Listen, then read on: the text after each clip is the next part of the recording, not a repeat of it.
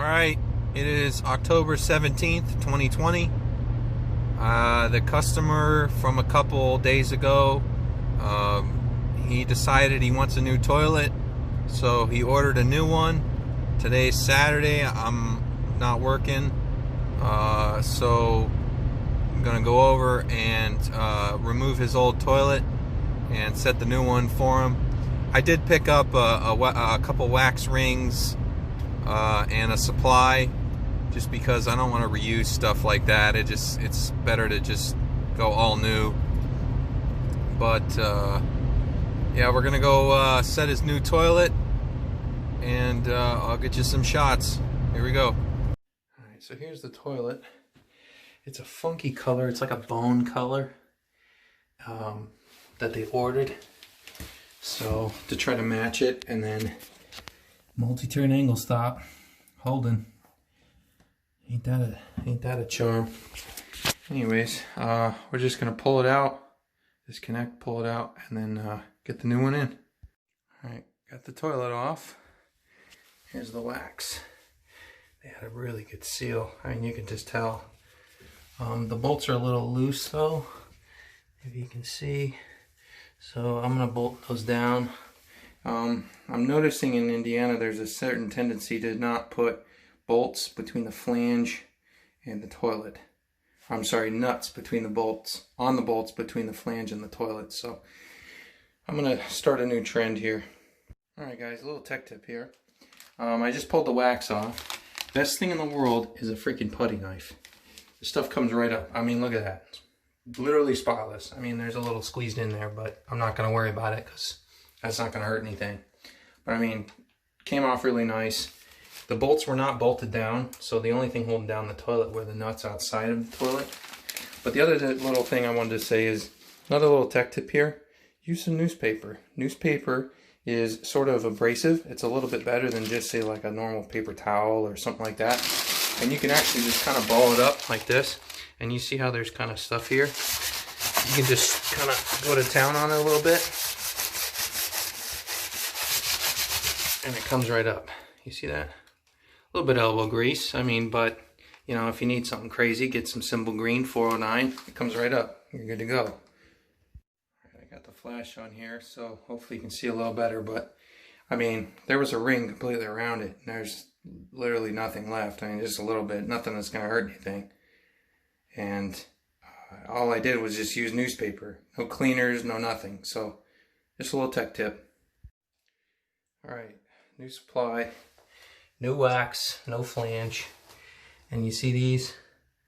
They're like nut washers, one piece, okay? Now they're solid, okay? That's how that needs to be done every time. Don't just bolt it down like this and have the whole bolt just flopping in the breeze and hoping you're gonna get a solid seal. Ain't worth it. Do it right, do it right. Be done with it. All right. So got it in, just got to put the seat on. A couple tech tips here. Always check for leaks on your joints before you flush it, because then you can just shut it off and you won't know. Maybe the leak came from the gasket, or maybe the leak came here or there, whatever. You turn it on, you don't flush it until you wait till it fills. Make sure all your seals are good. No leaks, no leaks, no leaks. The other tech tip, always check this. They don't adjust it right. Look at that. That's going to kick on again because it's going into the overflow tube. That's not right. It needs to be adjusted down to where it's between 1/4 and 1/2 inch. I usually go with a pinky.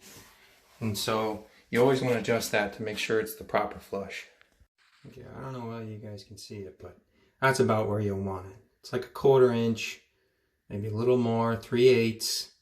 You know, it's not rocket science. Just don't have it overflowing in the end of the tube, because then this puppy's going to kill itself running and running and running to overflow it into there, and you're going to have issues. Right? Only took 2 seconds. I put a screwdriver in there, turned it down a little bit. No problem. All right? We're going to caulk it down, check for leaks, flush it a few times, make sure everything's good to go. All right, so we've been flushing it here several times. looking for leaks, looking for any bit of moisture down here.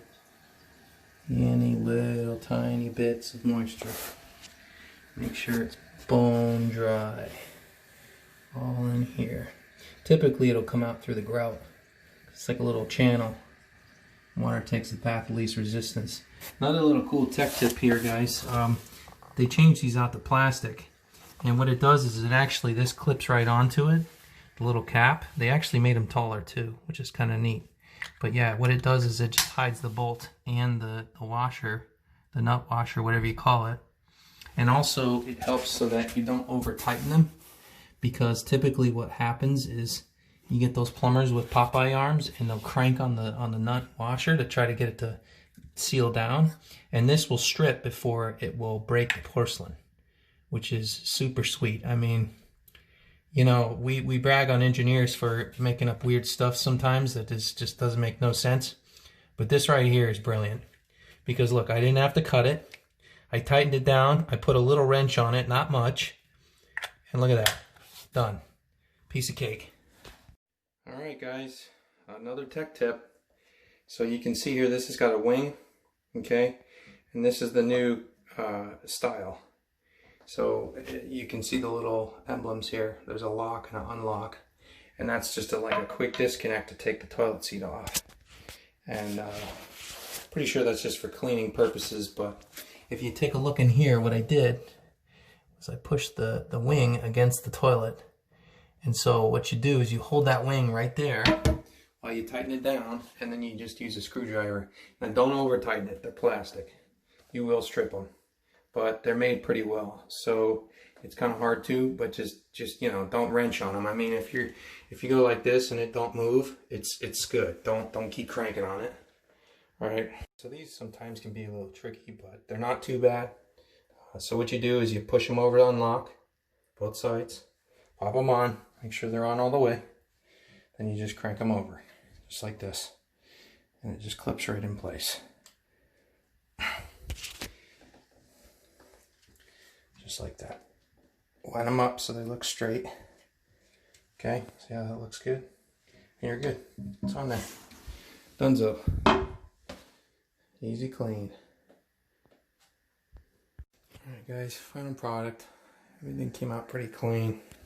Came out pretty well. They wanted to do clear, so I did clear. It comes out white at first so I can see what I'm doing. And it dries clear. No leaks. Everything came out pretty good. Alright guys, just finished up that one. Wasn't too difficult. Wasn't the easiest, but wasn't the hardest. Went in pretty easy. So I caulked it down, got everything in there. They were happy with it, the color and everything. I let them know to let it set for 24 to 48 hours for, you know, the caulking to dry and all that. But then after that, they're free to use it, and they were pretty happy about the outcome there. Just another easy one, in and out. On to the next one, guys. Here we go.